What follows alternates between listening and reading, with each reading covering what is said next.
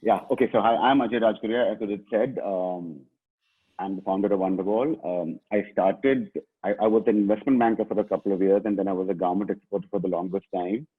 I exited that business to start Wonderwall in 2007. Um, Wonderwall is India's first online gallery, which is dedicated to fine art photography, and it was also the first e-commerce enabled website at that time. We represent about 40 to 50 of India's top photographers and also some international photographers from countries like France, Australia, Pakistan. Apart from online presence, we also have physical exhibitions in Delhi where we have our own gallery space and also in other cities where we have tie-ups with local galleries. So the topic that I've been asked to talk about today is really a gallery perspective. I'm going to break up my talk into three parts. One is, of course, the market for fine art photography. Second would be my journey and my learnings. And the third would be what sells. Um, Now, this is the dictionary definition of fine art photography. So basically what it says is that, fine art photography, unlike other forms of photography, is created primarily as expression of the artist's vision. So to the extent the artist is using photography as a medium in the creation of his artwork. So, and it's really an end in itself. Given that's the case, fine art photography is competing with all other mediums of art because for wall space.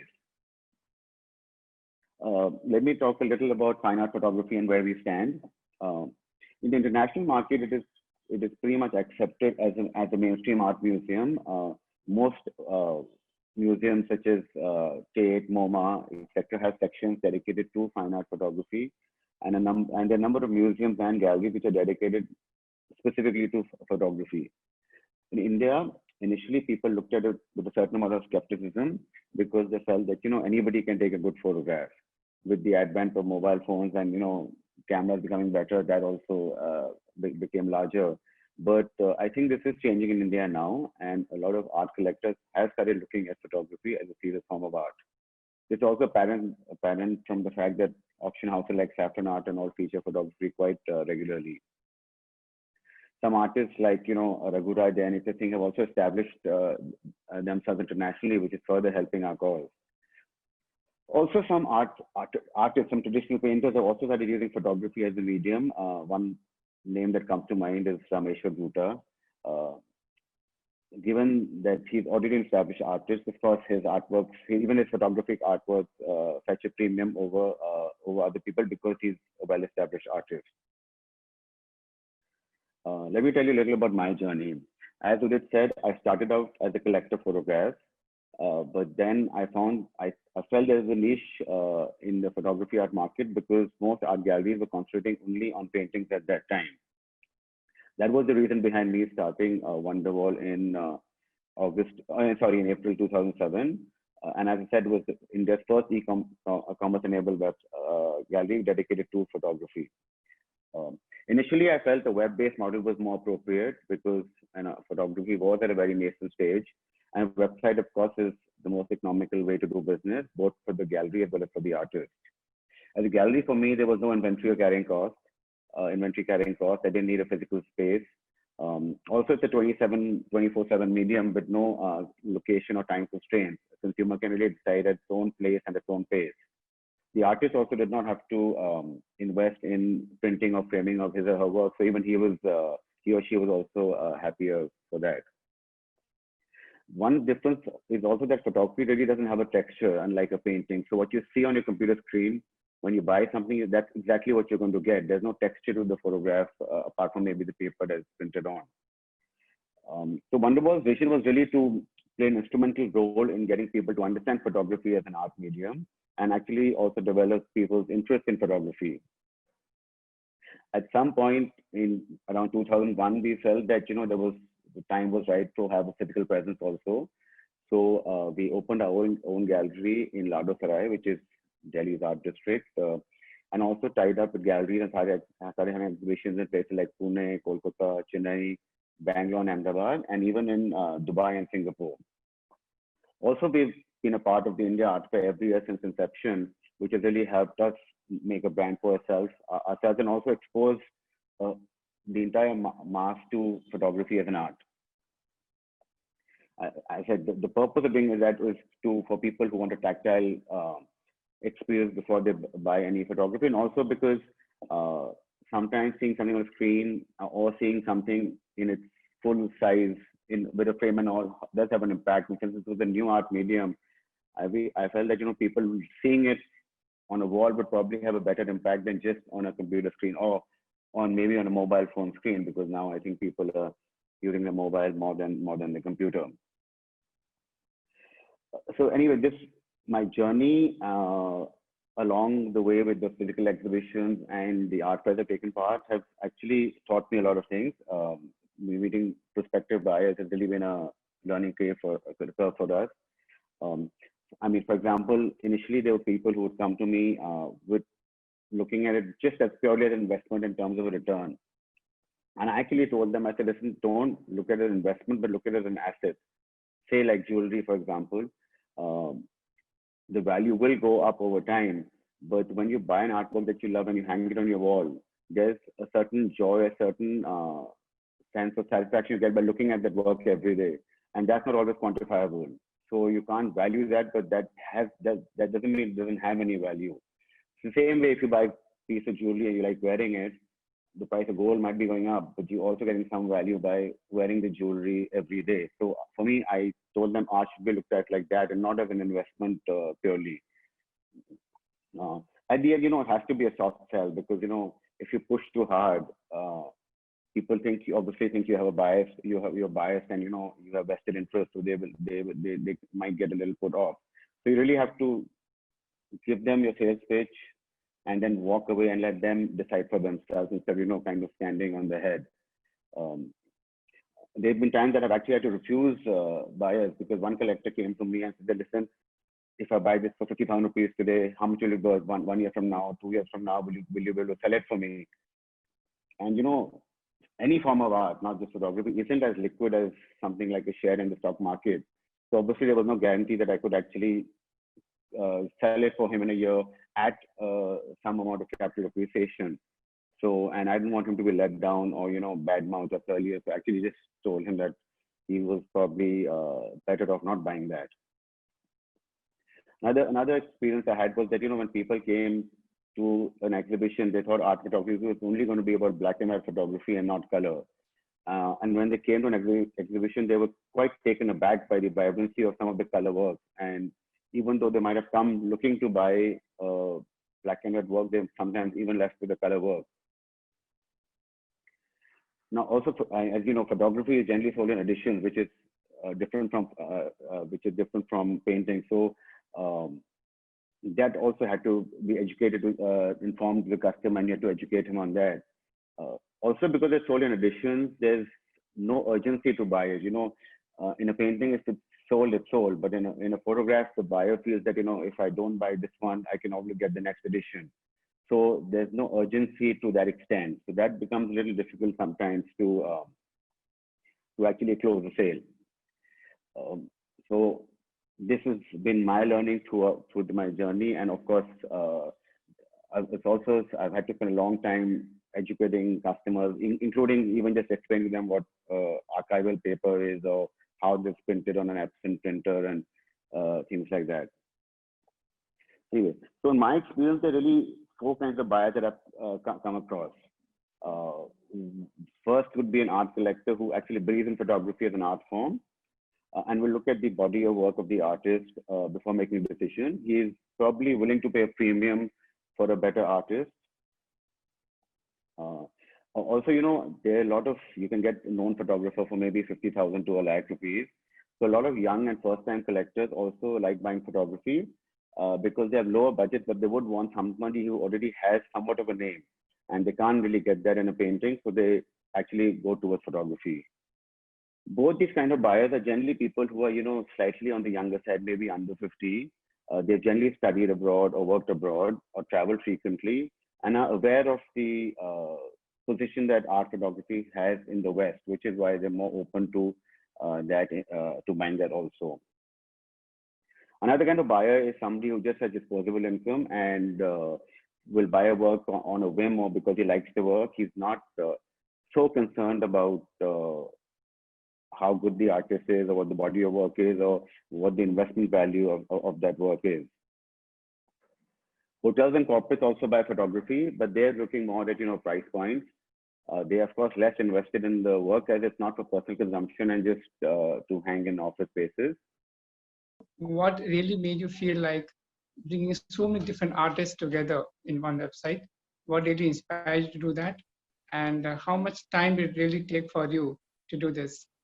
Why was because if I see good work, I want it there on my website.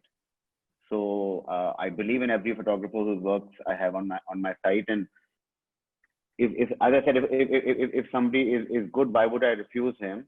And it's finally the buyer who has to choose what he wants to buy. I don't want to necessarily limit myself, because if he doesn't like what he sees at my place, he might go somewhere else. As far as how is concerned, I started off, with 3 photographers in 2007. When I took part in the art fair, people came to know of me. When I had a couple of exhibitions, people came to know of me. So then initially it was more me calling people to get them on board. And then after some time, I think I'd got enough traction for people to actually start contacting me and want to come on board. So yeah, it's a mix of both. Sometimes I've had to contact the people. Sometimes people have contacted me. But yeah, as time has gone by, there are more people contacting me, and I have to reach out to lesser people. How long did it take for you to come to this? Well, I started in 2007 of April, so it's been 13 years. The number of artists or photographers that I have not increased substantially over the last 4 or 5 years or so, because you add 1 or 2 every now and then.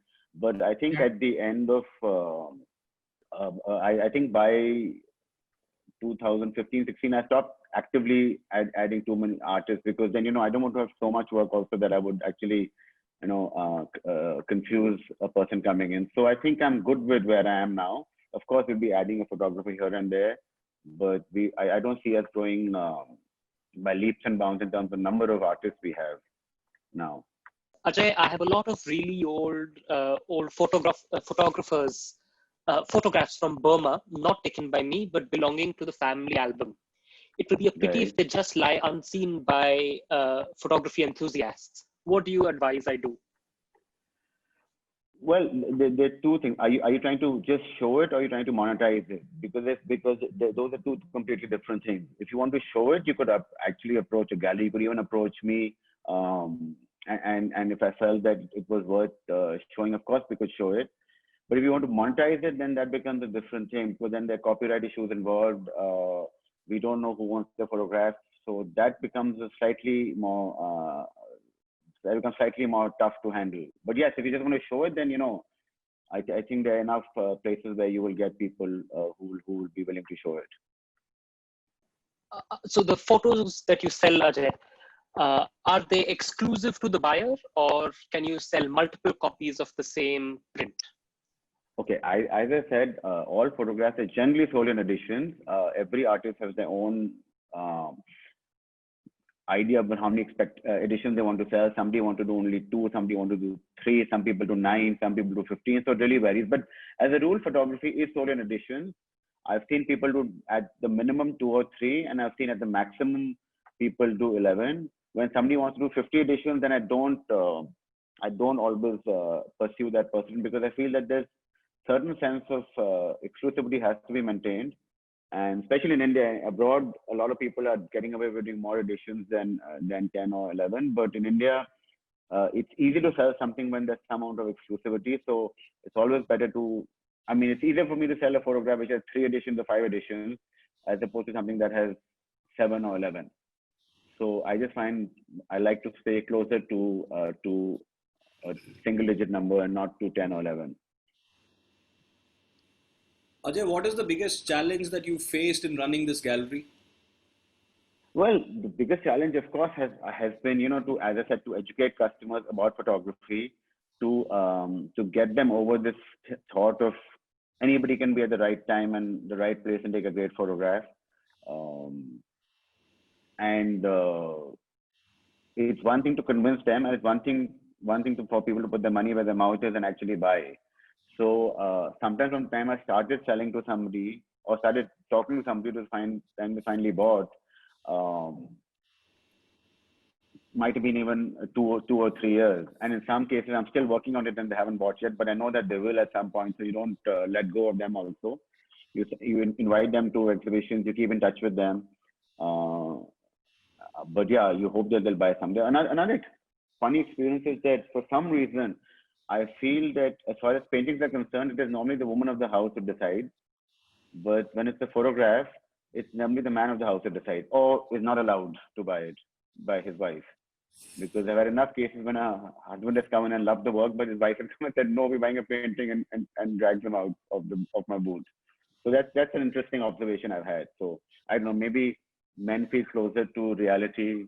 Well, no, that did not come right at all. But yeah, whatever. You know what I mean? Yeah. So, what do you see, Ajay, is the future in terms of photography as an art? How do you see it going? Keeping in mind Instagram and it's become more of a flicker or a screen experience as compared to original art. Well, I feel photography is a very true form of art because it captures reality at a moment. And while there is overload of visual stimuli available to us on a computer screen, on a phone screen, I don't think. I mean, that might encourage us to be exposed to more work, and hopefully that will encourage us to be more exposed to art also, and then maybe even become collectors of art. But I think social media and Instagram and all the visual mediums should actually help photography or any art form as opposed to hurting it. How the role of an art gallery will evolve? Well, of course, it's. I mean, it was always becoming more online and less physical presence because people. I mean, especially in Delhi, my experience with traffic and everything, that people don't have the time to really visit your gallery anymore. Slowly, I've had to get the water to the horse as opposed to the horse coming to the water. So I've had to end up, going to buyers with my computer or WhatsApping them images. Um, Sometimes if they like 3 or 4 works, actually sending them in my car to their house, letting them look at it, even maybe hang it where they want to, where they would like to place it, live with it for a day or two, and then get back to me on whether they're going to buy or not. So that's been the shift that's been happening for me. So I think a physical space is becoming less and less crucial. Of course, you need an office to entertain a buyer when they come. Um, you need the store-to-store work that you have, but I think physical exhibitions are slowly, I think, going to become a thing, not of the past, but it's going to reduce in importance. What is it that you in particular look for in an artist's work to take them on? Any criteria, or what's the process like? Well, as I said, I look at the body of work and uh, not um, not just one particular work. I also look at how flexible uh, the photographer is. If somebody is completely closed-minded about everything, including, like I've had a photographer came to me and he wanted to do his first show, and he was quoting a price which was more than what Raghurai would be charging for his work, which was, I think, 5 lakh rupees for a photograph. So I just told him that I couldn't possibly promote him because there's no way I could sell his work for the price he was asking for.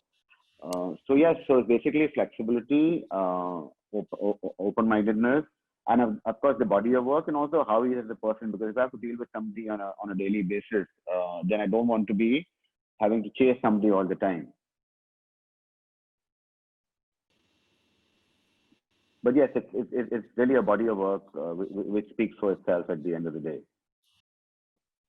So yeah, so as Udit said, I started as a collector, so then I became a photographer and finally a gallery. So I think after being exposed to photographers like Ansel Adams and Prabodho, and I could keep naming them, but I mean, first to be a collector, then a photographer and a gallery, I think the bigger joy for me has been that I've been able to play a role in establishing photography as a mainstream art form in India. So I'm going to talk about the third part, which is really what sells. And to answer that question, really everything does. Art means different things to different people. You can't always Ajay, predict. I don't think your screen is Hello? visible.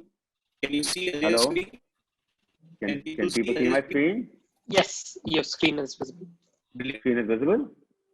Okay. Everyone can see my screen, I assume. Okay. So yeah, as I was saying, what sells really, I think everything does. Art means different things to different people, and you can't always predict people's taste for public at large. So there's a really all genres sell. There's a market for everything. Just to illustrate this, I'm going to show you some images of some works which we have sold well in the past. This is not something I'm saying is better than in any other image. These are just things that have happened to sold in the last year or so. So I'm just sharing that with you. This, of course, is a recognized iconic image, Churchill Station, which I'm sure you've all seen. This is Prabodh Das Gupta from his Longing series.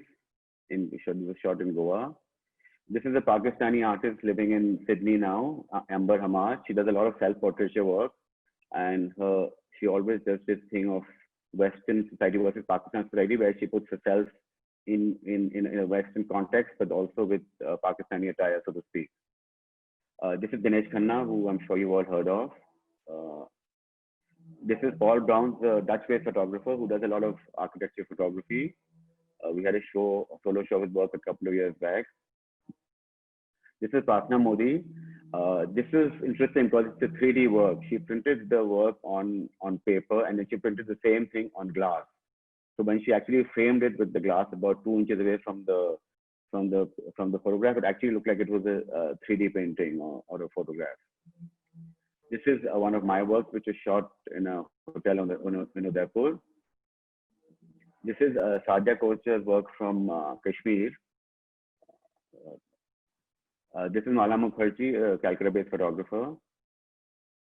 This is Hemant Chaturvedi from the Run of Kutch. I think you must have heard Hemant Chaturvedi's talk a couple of days back.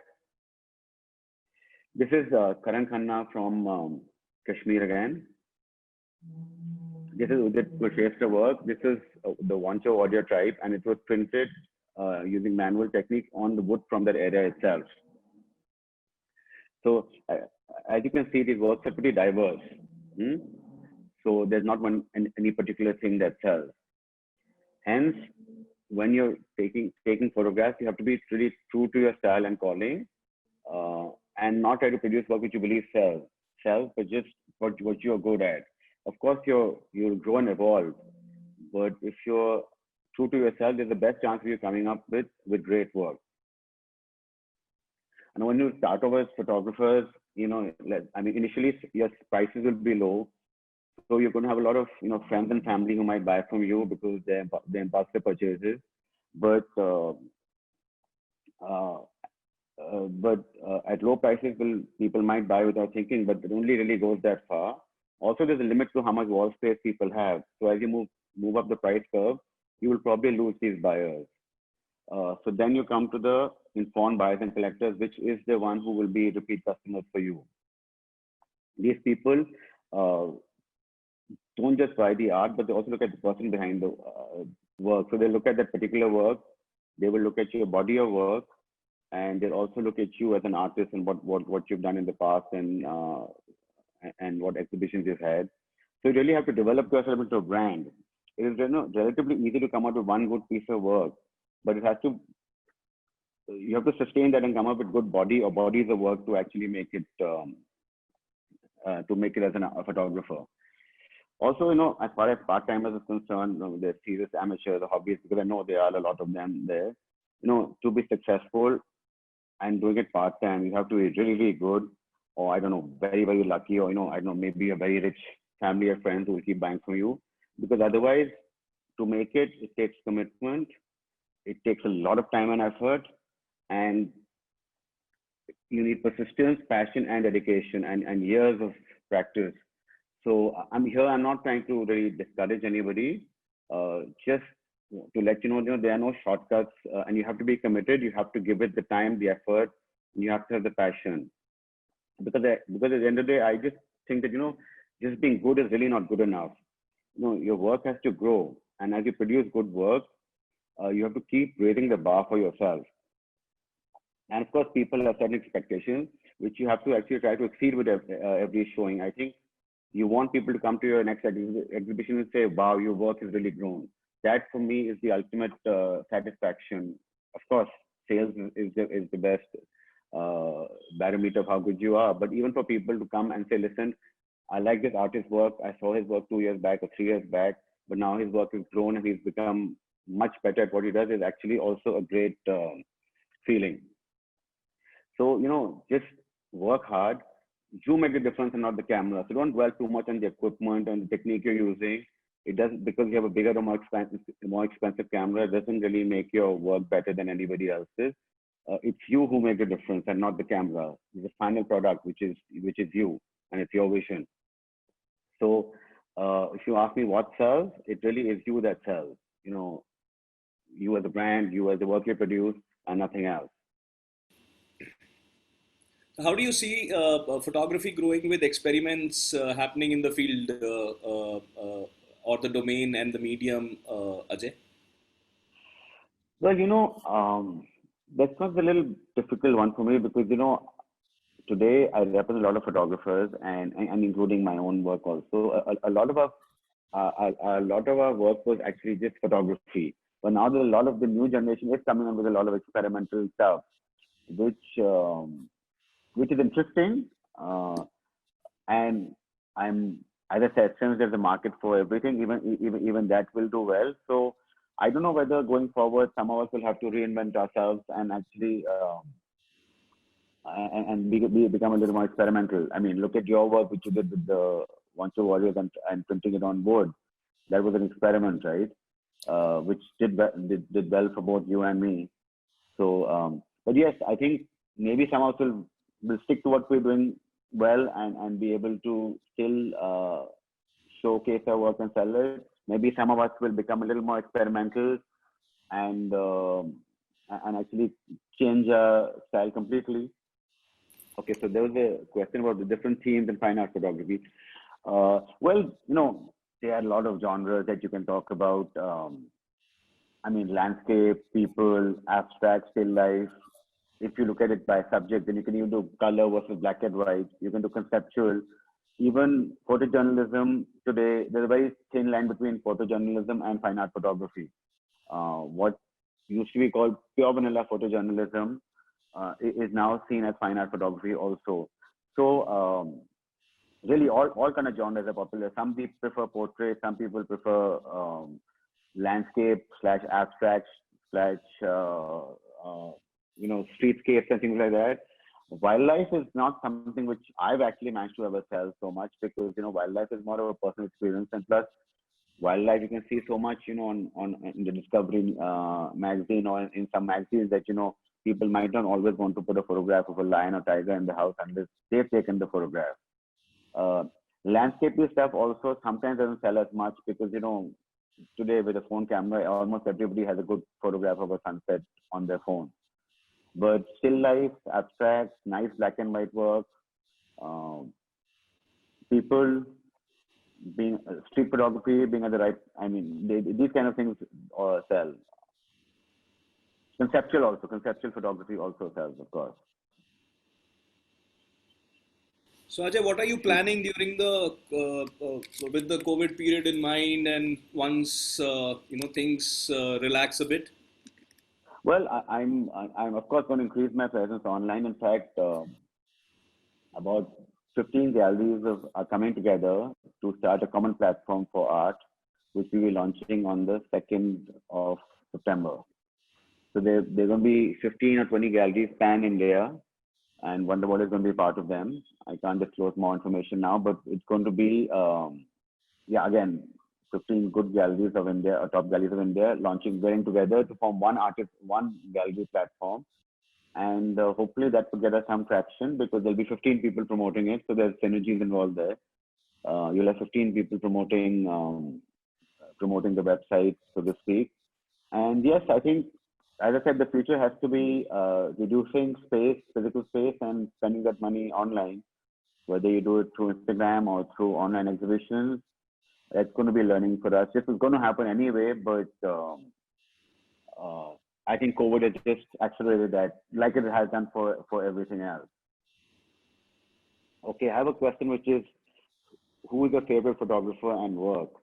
Uh, I think as internationally, if I was to look at photography, I think the person who influenced me the most initially was Ansel Adams. I won't say he's my favorite, but he was my he was the person who influenced me the first. So I think to that extent, I have a soft corner for him. Um, and as far as Indian photographer is concerned, again, the first exhibition I went to was at India Habitat Center, which was Prabodh Dasgupta's work. And I think that was my exposure to Indian photography, so to speak. Of course, I grew up with the Illustrated Weekly of India, which is a magazine which some of you might have heard of if you're on the other side of 50.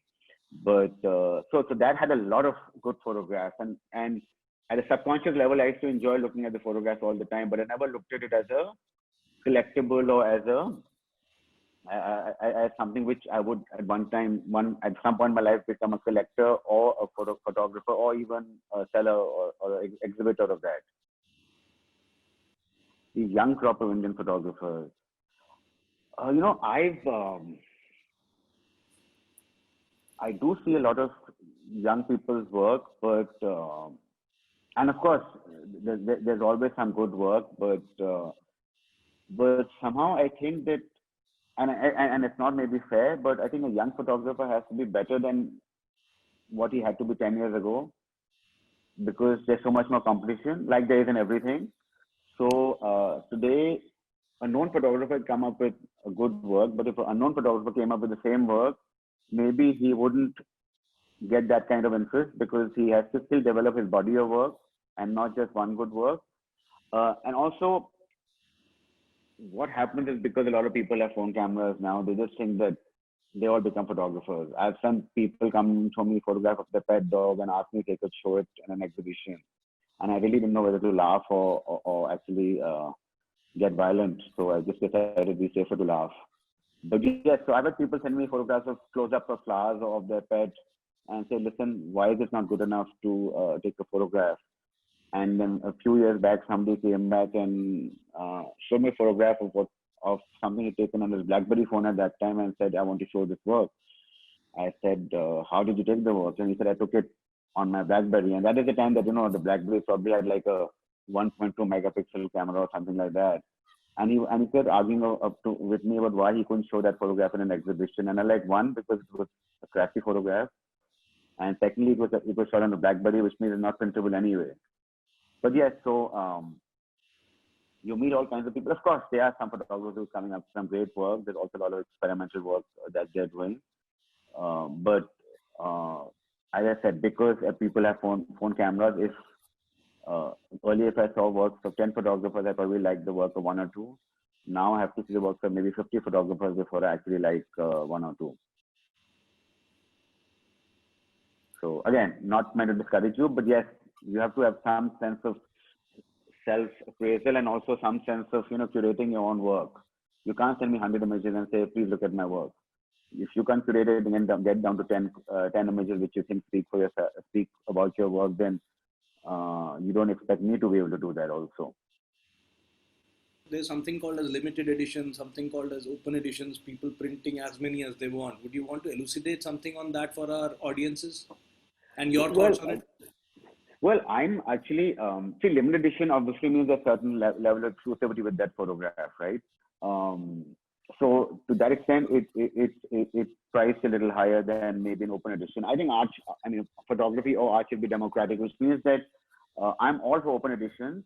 It should just be a different body of work, in my opinion, and you can't sell the same photograph as a limited edition and as an open edition, because then you kind of,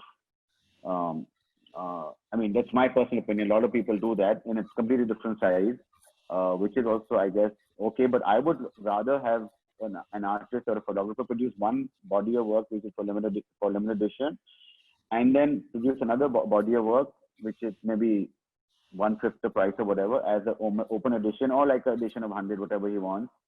And I think there's a market for both of them, and there's no reason why we shouldn't do it, because there might be some people who would like to possess a work of an artist or a photographer, but they can't afford it. So if they're not looking only at the investment value of it, but they still want a signed work, then yeah, by all means, buy an open edition. And there are photographers who are doing that, and they're doing it quite successfully. It's also good for gifting purposes. A lot of people around Diwali want to buy photographs at the 5,000-7,000 range, which they can use to gift also. So yes, I think there's definitely a market for that. But education is important. You have to educate. I mean, today, if I sold one work for 5,000 rupees and I had the same work of the same photographer at 50,000 rupees, the first question they're going to ask me is, why is this for 5 and why is this for 50? So again, you have to explain the whole concept of, okay, this is an open edition and this is a limited edition. So the amount of time it takes to sell increases, so to speak. So it's better not to show them in the same platform. No, what I meant, Ajay, was that, I would imagine the art market for photography, especially is in the doldrums currently, like everything else is, but that's the reality. So, one is that photographers have been doing their own work, do their own projects, have their own stuff which they bring to you or show to you. The other is that since you seem to and would definitely have the pulse of the collector and the market, certainly know yours, would you consider commissioning work with photographers, telling them that, look, this is the kind of work I think which would work very well. It could, be about a particular place. It could be about a particular event. It could be about colors. It could be portraits, for instance. What do you think is the possibility of that? Well, actually, that's a good question. The two things here. One, I'll answer the question in two parts. One is that, every time I've had a group show, I've given the theme out to the photographers whose works I want to show, and I've given them two options. Either if you have something on the archive on that theme, then of course you can dig it out of your archive and show it to me. Alternately, you have enough time to go and shoot on that subject. So to some extent, it has been done, not in as formal a manner as maybe what your question is, but it has been done by me by default. So like a couple of years back, I did a show on the theme of love. So of course you could interpret it any way you wanted, but some people dug through the archive. Some people actually went out and shot what they thought was what they wanted to shoot. As far as commissioning is concerned, there have been times that like recently, not recently, actually quite a few years back, there was this company which was starting solar power and wind power. So they actually wanted the office to be done with artistic images around energy. So of course it was a commission project. So I approached a couple of people and I took some photographs myself. So basically what we did is, I went to Run of Kutch. I went to a couple of places. Other people went to places and actually shot photographs around energy, but in an artistic manner. It wasn't like a photograph of a wind turbine or a power plant. So it had to have an art component to it. Then what he did was he actually printed it as a sticker, and in all his office he put with glass, and then he put made that kind of translucent sticker of that and put that all over his office. There were sunsets, there were power plants, things like that. So yes, there's definitely a scope for that. As I said, I've always probably would be more important to do so now, because I would imagine even buyers and collectors would need to be nudged and kind of urged along to buy / invest in photography. And if they feel that they have a hand or a role to play in determining what the context and the content is, it might be more encouraging for them. Yes, and honestly, I'm talking in particular, keeping in mind that we're in the middle of a pandemic. The market is collapsed. It's not going to respond very positively for the next few months, if not in the next couple of years. So do you think photographers and gallerists like you need to be more proactive? Call up that person who's bought prints from you earlier and say, hey, listen, this is what I suggest we should do. This has been your interest earlier, for instance, that you bought doors earlier, for instance, that, I have a photographer good at it. Maybe you can go to Jaisalmer and, etc. Yes. So there are two things there. One, in my experience, photography, selling art has to be a soft sell. It can't be a hard sell. If you hard sell, you push the person on his back foot and he says, listen, this guy has a vested interest and he's pushing. So there's a very thin line in what I might think is a soft sell and what he might think is a hard sell. So I have to be very careful about his body language and how he's reacting to it. Doing that on the phone is not always possible, because on the phone I can't sense his apprehension, or he might think I'm selling too much, but I can't see his face. So that is not the place to have a gallery. Yeah.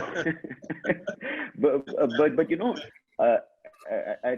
when I'm talking to my buyers, then I have a sense of what they like. So I do so if I get a work of say yours or somebody else's who I think will appeal to a particular buyer, I have a sense of, you know, in my own Excel CRM kind of way, I know that, okay, XYZ likes this kind of work. So when I get something which is from you or from someone else, I'll send it to him. Listen, new work from Dinesh Khanna. Would you like to have a look at it? And if you want, I could even send it across to you. That's what the buyers already know. I'm also part of the art fairs, you know, and the art fairs, sometimes I'm selling to people who I know, sometimes selling people to who I don't know. So it's very difficult for me to know what they would like. Sometimes what I thought would be a bestseller for me at the art fair has completely been flipped on its side. And somebody has ended up liking something completely different, because there you're dealing with 100,000 people, out of which 90,000 of whom you don't know. But yes, I do it not in a organized manner the way I think, but you know, because I'm largely a one-man show, in my mind, I know who likes what. So I know how to approach which person with what image. And I do that on a WhatsApp. I mean, now I tell people, send an email, they're like, listen, send us a WhatsApp. So I find it criminal that people are looking at a work which should be printed 24 by 36 on a 4.5 inch screen. But I mean, it's what the buyer wants. So what do you say? I'm like, let me email it to you. They're like, no, send it to me on WhatsApp. So that's what it is now. But yes, so I do it at some level. And yes, I think whenever I would do a group show, whether it would be online or physical space, and I would do a thematic scene, then it would obviously be up to the photographer to then come up with something which matches the theme, and then I would know how to approach that level of buyer. So if I know somebody's been buying abstract stuff from me, then if I did a theme around abstract work, then I would approach the buyer with that. What I've been feeling over the last almost 4 or 5 years now is the fact that, you know, there is an entire generation of practitioners as far as photography is concerned, for whom the print does not even forget about actually should it be print or screen, because photography seems to be almost entirely a screen medium for them. So in which case, you know, doing print exhibitions and spending all that money and not having them come over, does that, and then adding on the fact that people have this fear, might not even turn up at a gallery, you might make the prints. There is a mahal, you know, which is now building up as things open up. But so, you know, so where is it going to go from here? No, I agree with you. You know, I mentioned earlier that physical space is becoming less and less important. So for me today, for example, to have a gallery where I can show 30 works, but is lying idle most of the time, is actually, I'm questioning my decision every day. So it's, as I said, it's okay for me to have a small office and a store where I can stock work. And if somebody wants to come to my office and look at work, I can show it to him from taking out my store and show it to him. But this concept of physical exhibition, given Delhi's traffic, even before COVID, the footfalls and exhibits, I think in 2007 when I first started, till maybe 2012, this concept of going to an exhibition, having a glass of wine, was a novelty for people. It was a way for people to network. It was a way for people to, you know, just get out there, go out, so to speak. I think post 2013, 14, it lost its charm. Traffic is traffic is completely crazy. Now today, if I want to buy a Nike shoe, I can go to any mall I want and I can buy it. But there can only be one Wonderwall. I can't have a Wonderwall in Select City Walk and in Gurgaon and in Friends Valley and everywhere, right? So if you're not accessible to people, if I have an exhibition in Ladosrai, people from Friends Colony won't come. If I have a exhibition in CP, then people from Saket won't come. If I have an exhibition in Friends Colony, then people from Gurgaon won't come. So, you know, Wonderwall cannot be inside the mall. Then guys from Delhi don't turn up. Exactly. So you know, exactly. So I think you're right. I think online is going to be the way, and I said COVID is only accelerated that. But yes, I think going forward, the sale will have to come online. That's the way it is. That said, a lot of times, what happens is that say I send 10 images to a buyer, and he says, "Listen, I like these three of them. Can you send them? Can I see them?" And I said, "Okay, I'll send it to you in Mica, but I have prints of only two of them, and the third I don't have a print of." The chance of him buying the third one is almost gone because he's seeing two physically, and one his comparable is an image on his phone. So he's not going to buy the third one. So then he's finally selecting between the two. Now, as luck would have it, I had two of them lying with me. And I'm not going to ask a photographer to print the third photograph just to show it to somebody. But I can assume that the third one is now out of the market and he's going to decide between the other two. Because once he sees two physically, he's going to decide between two. By the time I don't have third in print, he's not going to buy it.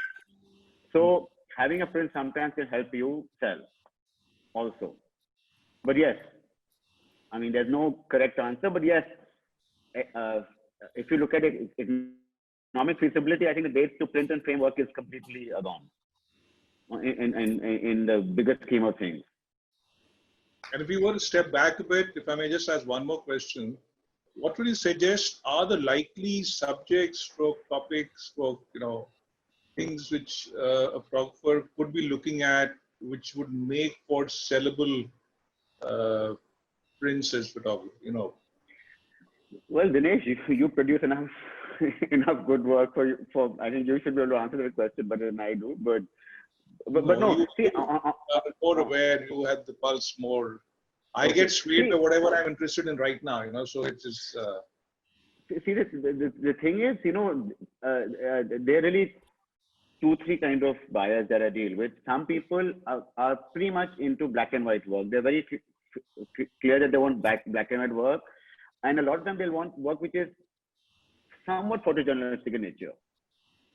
Okay, so maybe a Saurabh Hora's work I sold at the art fair a few years back. Of course, Raghu Rai, things like that. Then there'll be people who would like a work which is nice and vibrant and colorful, and something like, for example, the artwork that we showed at the art fair, which is also what I showed in my presentation earlier. So different people want different things, but yes, I think on average, conceptual work sells less than aesthetically appealing work, but conceptual work generally is priced higher than aesthetically appealing work. So with aesthetically appealing work, you can sell more of, but you can't go beyond a certain price at some level. I'm not talking about a Raghu Rai or the Anita Singh, who are the outliers really in the thing. Conceptual work you can charge a premium for. Aesthetically appealing work, of course, you can charge a premium, but there's a glass ceiling over which it gets very difficult to actually sell aesthetically appealing work, which for me has been about maybe 1 lakh, 1,20,000. After that, it becomes a little difficult to actually sell the work. Yeah, I probably also mean that the investment worthiness of a print in India really hasn't, come to that point yet, where a person buying, saying, "I'll hold on to it for 2 years and lakh or 1.5 lakh mein bikega," or it's still not like deposit. See the problem with that's the problem with editions, right? Today, until the entire editions of a work are sold, there's no reason why the person can't go back to the gallery to buy it. Which is why somebody who's selling 3 editions, it has more exclusivity than somebody who's doing 5 versus somebody who's doing 11. So yes, until and there have been photographs which have been sold in auctions in Saturn Art and other places, and sometimes they've got a good price, sometimes they've got not such a good price. I mean, I have bought some very good, some known artists at under 20,000 rupees, and I just got lucky. So yes, it's really a mixed bag. But yes, even for paintings, it's not just photography. Today, the number of people who want to sell paintings, selling a painting is not like selling a share of Reliance. People take 6 months to sell a painting sometimes. And I mean, recently there was somebody wanted to sell a painting, and the value, I'm not going to mention the painter, but it's demand and supply. The painting was worth at current artist prices 30 lakh rupees, and the person sold it for 18 lakh rupees because he wasn't finding a buyer at 30 lakh rupees and he needed the money. So the secondary market is ruthless. If you need the money at that time, you will have to sell at a price that I dictate to you. And that's for paintings also. It's not just for photography. It's just not for. It's a ruthless market in the secondary market. It's demand and supply. So if I want to buy Dinesh Khanna work, you can ask me for 1 lakh rupees and I might buy it. But if I want to sell a Dinesh Khanna work, he might offer me only 50,000 rupees, and then I have to choose whether I want the 50,000 rupees badly enough, or do I hold out and say no? So yeah, it's the secondary market is ruthless, and there's no transparency in the dealing, right? It's not like Reliance is listed in a stock market as being 1,800 rupees, so you know exactly how much you're going to get for it. But that applies to paintings as much. People think people are making a lot of money in paintings, but yes, the people who make money of paintings are not people who bought something 5 years back, but people who bought something in the 80s. If you bought a Hussain or a Souza or a Manjeet Baba in the 80s, and now after 40 years, you make 20 times your money or even 100 times your money. But the fact is, you heard of 5 or 6 artists from the 80s and the 70s who have made it. What about the other 95 artists who have disappeared into the ranks? And even if their painting is there, you're not going to get any kind of sale for it, price for it, right? You only know of the Sutas, the fans. That unfortunately seems to have been the case, yeah. Yeah, so and there are enough artists, also painters, who've disappeared into the woodwork, and you'll never be able to sell their work. Yeah, thanks. So, Udit, please. Sorry, I took up too much time here. No. Ajay, I wanted to understand, there are iconic photos and there are controversial photos, and both have been produced from India as well. Whether it is being iconic or even with Raghu Rai and Pablo Bartholomew's some of their work. Okay, whether it is photojournalism or stuff. Do you think they have a space for a buyer on the wall? Because you earlier did mention that people do ask for photojournalism. Raghu Rai's work definitely, because that is more photojournalistic. I think Pablo's work is slightly more personal. So his would probably not, I would not call it completely photojournalistic, but I would call it more personal work. So I think Pablo's work sometimes makes more sense as a collection, as not as a standalone photograph. And that's my personal opinion. And I think the person who would buy his work would probably be a much more serious collector who's buying a body of work as opposed to one work of even say Raghu Rai's or something. Because I think Pablo's work is slightly more personal than Raghu Rai's. Right. What is the market like for abstract art in India? Okay, no. Okay, so, well, as I said, everything sells. I think in my experience, and this is not to say that that's what happens to everyone, that is my experience. Still life sells better than completely abstract. So there is a very fine line between still life and abstract, but if people can see what the work is or have some sense of what it is, they're probably more open to buying it than a completely abstract image. But again, that's my personal experience based on what I have sold in the past. That doesn't mean that it applies to everybody, every art buyer. That's my personal experience. So thank you, Ajay, for joining us and sharing your insight into the domain of photography and art. Thank you. Good. Thanks, everybody. Bye.